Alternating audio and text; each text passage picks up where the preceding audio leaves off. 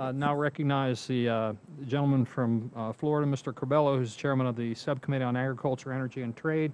And before he gets started, I would like to note the fact that we had the opportunity to do a wonderful event in his district last week during our district work period, and several of them, but one in particular at a college that I now realize is actually the most populous college in like the world, if I'm not mistaken.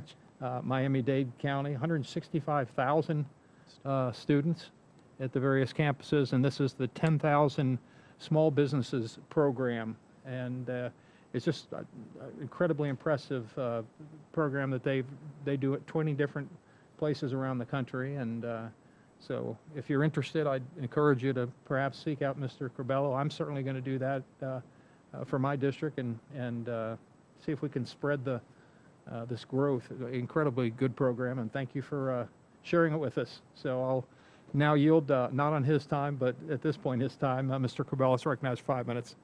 Mr. Chairman, thank you for your leadership on this issue, and thank you for visiting South Florida last week. We did have a wonderful visit to Miami-Dade College, which is home to one of the 10,000 Small Businesses programs. And Miami-Dade College is one of those places where people go to find hope, opportunity, knowledge, and they certainly find it. And a lot of successful entrepreneurs graduate from that critical university. Just for the record, I was down there for parts of 2 days, and during that entire time, I did not see a beach. So it was strictly business. Neither did I, Chairman. So, well, as the Chairman has indicated, I hail from South Florida, Florida's 26th Congressional District, southwestern Miami, and the Florida Keys, at one point home to the Overseas Railroad. So we're all about transportation and infrastructure in South Florida. It's absolutely critical to our quality of life. So I certainly appreciate this opportunity, not only as a member of this distinguished committee, but also as a member of the Committee on Transportation and Infrastructure. I wanted to ask Mr. Davis, are there any reforms you see that we could implement in the in a potential highway bill, which, by the way, is one of my top priorities as a member of Congress, that could empower state and local officials to give them more control over what projects take precedence? Thank you, sir, for that question. I think broadly, one reform that, and it's been, Mr. Rice mentioned this before, there's a real need for general across-the-board regulatory reform in how we deliver these projects. The years and years that it takes to, complete environmental documents, things of that nature, we believe that those should really be cut down. And I'll use my project as an example of the cost of delay. And I can cite Kentucky Governor Steve Beshear for this number. For the Brent Spence Bridge, every month that we delay, the added cost is approximately $7 million a month. So every year that we're waiting, we're getting right around $100 million that we wait to delay. So let's say we even, let's start, say we're going to start moving forward with this, with that $7 million, ticker running. Then we lump on top of that the time that it takes to wade through the regulatory process. I mean, I think really sharpening the pencils and looking at what the process is, what the needs for the regs, what the needs for the regs are, and how we might shorten the time and shorten the turnaround would be helpful. On your point about states, I think finding ways for states, giving them more flexibility on things such as how they use public-private partnerships, how they look at different user fee models, when they can use user fees. I think those are all things that should be contemplated.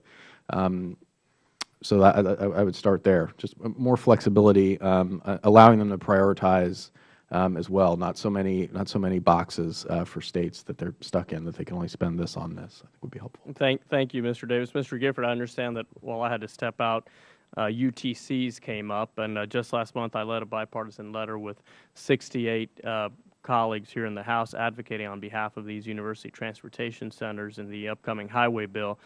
My district is home to one of these, Florida International University, which hosts the UTC Accelerated Bridge Program, and that program is doing cutting-edge research on repairing our nation's aging bridges, which is clearly a chief priority. Can you talk about any partnerships or any of your experiences with universities to repair not just our aging bridges, but infrastructure in general, especially as it applies to our nation's urban areas?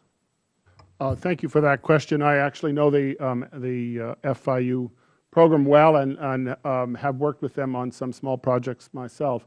I think the UTC program really does support a very broad array of university programs, not only in the engineering, material, sort of the hard side, and I say that as a civil engineer myself, but also on the soft side, the institutional policy, financial matters for delivering programs. So I think it's very important, not only the research that comes out of these programs, but the workforce that emerges from these programs. I think the UTC program plays a critical role. About 4 years ago, I attended one of the national UTC meetings, and generations of transportation professionals have been beneficiaries of this program. So the workforce in universities, as well as in our companies and government agencies, I think have benefited from this program. So it's tremendously useful.